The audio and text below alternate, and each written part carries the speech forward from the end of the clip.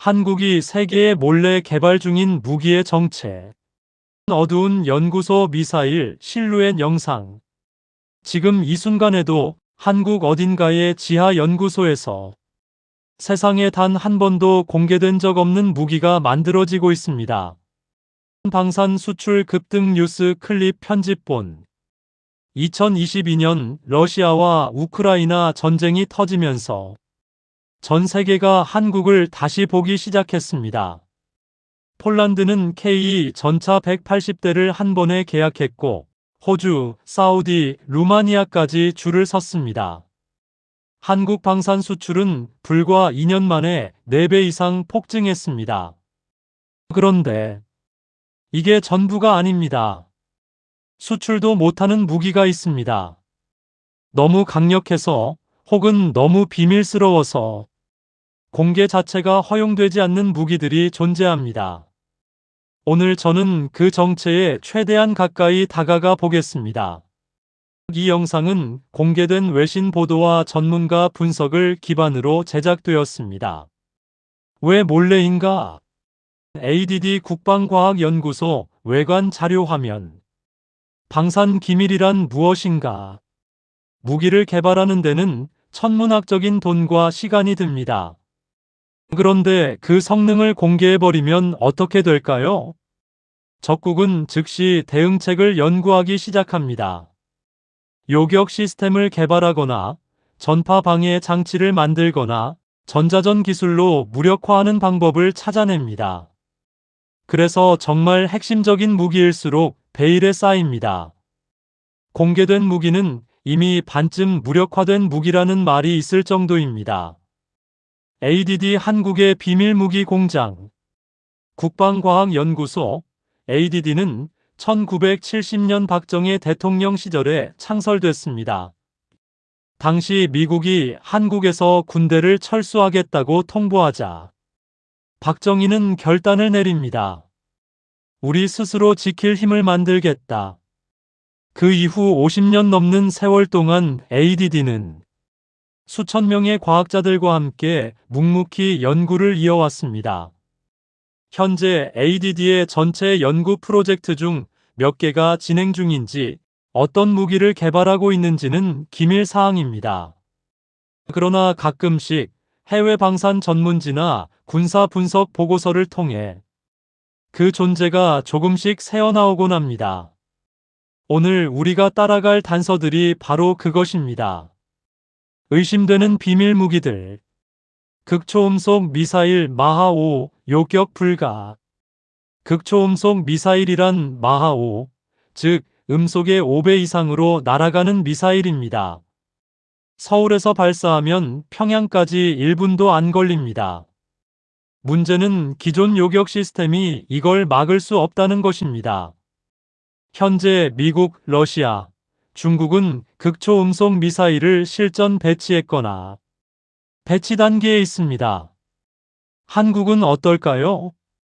2023년 방위사업청 보고서에는 극초음속 활공체 연구라는 항목이 단 2줄 등장했다가 다음 해에 사라졌습니다.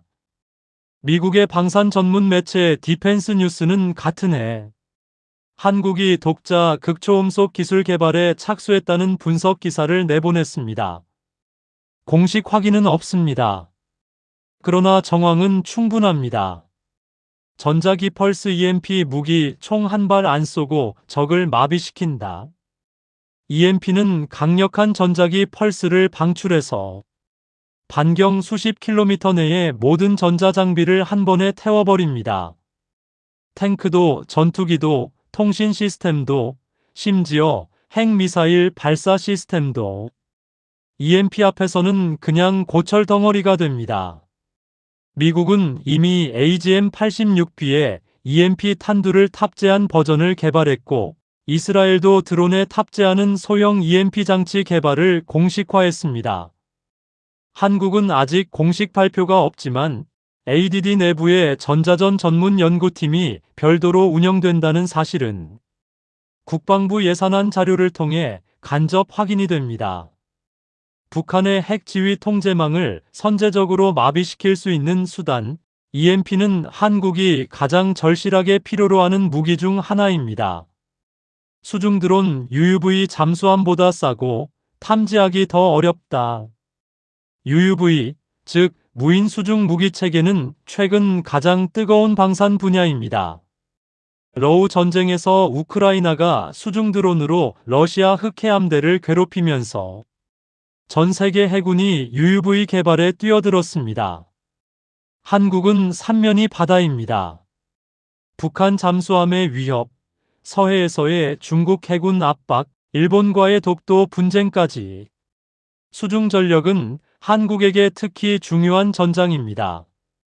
현재 한국 해군은 장보고급 잠수함을 운용 중이지만 ADD는 조용히 소형 자율 수중 무인 체계 개발을 진행하고 있습니다.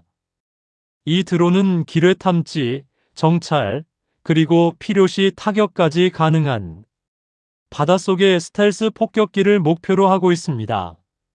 레이저 방어 체계, 드론대를 1초에 격추. 드론은 값쌉니다. 미사일은 비쌉니다. 미사일 한 발로 드론 하나를 잡으면 경제적으로 지는 싸움입니다. 이 딜레마를 해결하는 게 바로 레이저 무기입니다. 한 발 쏘는데 드는 비용, 전기요금 수천 원 수준입니다. 이스라엘의 아이언빔은 이미 실전 테스트에 들어갔고 미국도 해군 함정에 레이저 포를 탑재해서 운용하고 있습니다. 한국은 한국형 레이저 대공 무기, 이른바 블록-I를 개발 중입니다. 방사청 발표에 따르면 저출력 시제품 테스트는 이미 완료됐고 고출력 실전용은 현재 개발 진행 중입니다. 공개된 것만 이 정도입니다. 고출력 버전의 실제 성능은 아직 기밀입니다. 스텔스 무인 전투기, 조종사 없는 전쟁의 시대. KF-21 보라매는 이미 세계가 주목하는 한국의 전투기입니다. 그런데 그 뒤에서 조용히 다른 프로젝트가 진행 중입니다. 스텔스 무인 전투기 UCAV. 조종사가 없으니지 포스 제한도 없고 채공 시간도 훨씬 깁니다. 레이더에 잘 잡히지 않는 스텔스 설계와 결합하면 기존 방공망을 무력화하는 게 가능해집니다.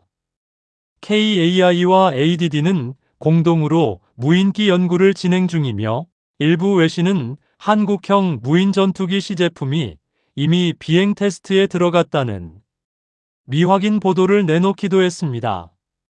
공식 발표 없습니다. 그게 바로 기밀의 증거이기도 합니다. 왜 세계가 한국을 주목하는가? K 전차, K9 자주포, KF-21 관련 뉴스 클립. 러우 전쟁이 바꾼 판도. 러시아 우크라이나 전쟁은 전 세계 방산 지형을 바꿨습니다. 미국과 유럽은 우크라이나 지원으로 자국 무기 재고가 바닥났고 동시에 각국은 자국 방위력을 급히 키워야 한다는 걸 깨달았습니다. 그 순간 한국이 떠올랐습니다. 신속한 생산력, 합리적인 가격, 검증된 성능. 이 세 가지를 동시에 갖춘 나라가 드물었기 때문입니다. 무기 개발력 외교력인 시대. 이제 방산은 단순한 산업이 아닙니다. 어떤 나라가 어떤 무기를 사느냐에 따라 동맹 관계와 지정학적 구도가 달라집니다. 한국이 폴란드에 K를 팔면서 얻은 건 돈만이 아닙니다. NATO의 핵심 국가와 직접적인 방산 파트너십을 맺은 것입니다. 이건 외교적으로 엄청난 자산입니다. 강한 무기를 만드는 나라가 강한 외교를 할 수 있는 시대가 왔습니다. 한국 국기 방산 관련 클립. 오늘 우리가 살펴본 것들, 극초음속 미사일, EMP 무기, 수중 드론, 레이저 체계, 스텔스 무인기. 이것들 중 일부는 이미 개발이 끝났을 수도 있고 일부는 아직 연구 단계일 수도 있습니다. 공식 확인이 없기 때문에 우리는 알 수 없습니다. 그런데 생각해보면 그게 맞는 겁니다. 비밀이 새는 무기는 이미 절반은 무력화된 무기니까요. 공개된 무기만으로 세계 10위권 군사력을 가진 한국. 공개되지 않은 무기까지 더하면 한국의 진짜 군사력은 어느 수준일까요? 그 답은 아마도 우리가 상상하는 것보다 훨씬 위에 있을 겁니다. 영상이 도움이 되셨다면 구독과 좋아요 부탁드립니다. 다음 편에서는 북한이 실제로 두려워하는 한국 무기를 집중 분석해 보겠습니다. 다음 영상에서 뵙겠습니다.